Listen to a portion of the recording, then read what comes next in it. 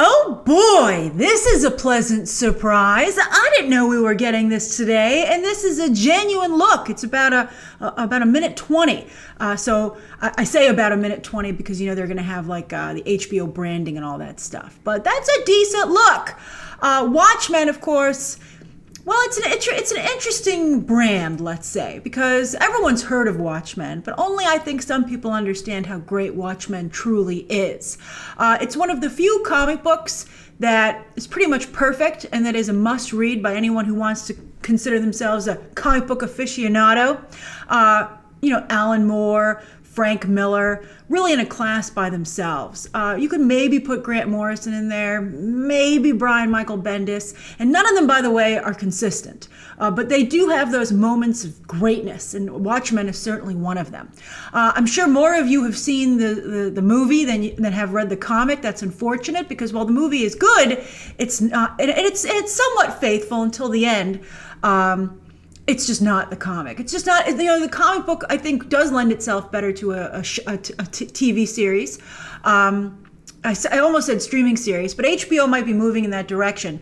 But you need the time to, I think, really explore the story in the way, you know, the roundabout way that Alan Moore so brilliantly did in the comic. Now, DC has been trying, DC obviously has felt this could be a brand for them, right? Not just a work of art by Alan Moore. And Alan Moore's a little annoyed about that. And he says, you know, I feel bad that I signed away the rights when I took the deal at the time. But, you know, as I think, you know, John Michael Straczynski said this, and I think he said it quite, quite accurately. You sign the best contract you can at the time. And Alan Moore, when he did this deal, wasn't Alan Moore. And so, you know, the trade-off is he got to write one of the greatest comics of all time. And, you know, he just wasn't in a place to maybe protect it the way he would have later on in his career. I can't help it he didn't repeat his genius. Although, where was he in protecting League of Extraordinary Gentlemen, right? So anyway, but DC's been trying to build on this for quite some time. They did the Before Watchmen series. Silk Spectre and Ozymandias are actually quite good there. And then, of course, they've been trying to fold Watchmen into their regular DC universe with the Doomsday Clock that's, miniseries that's going on right now. And that has its moments, largely due to Gary Frank's artwork. Artwork was a big part of why Silk Spectre and Ozymandias were so good. I'm serious. You should be writing this stuff down and reading it. It's good. But I love the Harley Quinn ripoff marionette which was created just for Doomsday Clock, although it seems she will be in this show. She has a boyfriend mime. He's kind of interesting, actually. I don't want to ruin it for you because, again, they're going to be in this show. All right, let's watch this thing.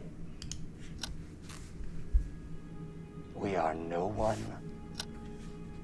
We are everyone. And we are invisible.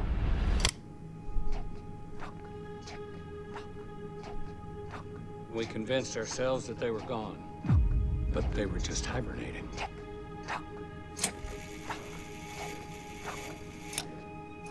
They came for everybody. Oh, please. Are we safe?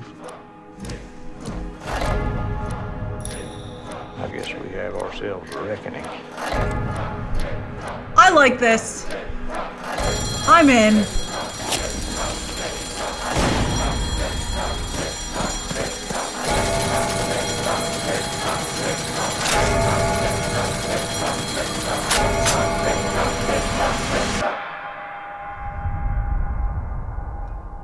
What are you two talking about? Oh, nothing. Just the end of the world. I'm ready for a Don Johnson comeback. Oh, I liked that quite a bit. Yeah, it was just a little over a minute. That looked great. Is Regina like a former like vigilante? Oh, no, that's like her police costume. I'm very curious about this, and I like Jeremy Irons. And I can't tell if he's a boxer or a briefs guy, but he's certainly teasing us there. He looks a little Ozymandias almost. Is he an older Ozymandias? That would be very good casting. Oh, it looks so good. You know, this is perfect for Damien Lindelof because it's the kind of intellectual storytelling where you can maybe not connect all the dots, and that's like considered a plus. It's something that Christopher Nolan also does, and he's also been a very good fit with DC. I've been saying this for a while now. You can see what really works for DC. Nolan, this upcoming Joker take.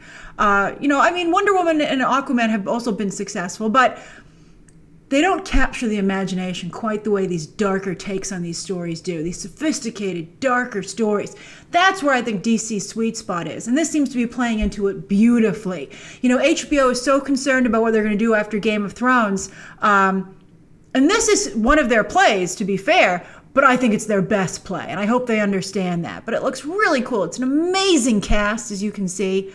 I think, Jean Smart, so many great people. It's just, I can't wait. It looks really intriguing and interesting, and I think this was a great first look. I think the cinema, because you wanted to have the cinematography, you wanted to have the weirdness, you wanted to have the law and order.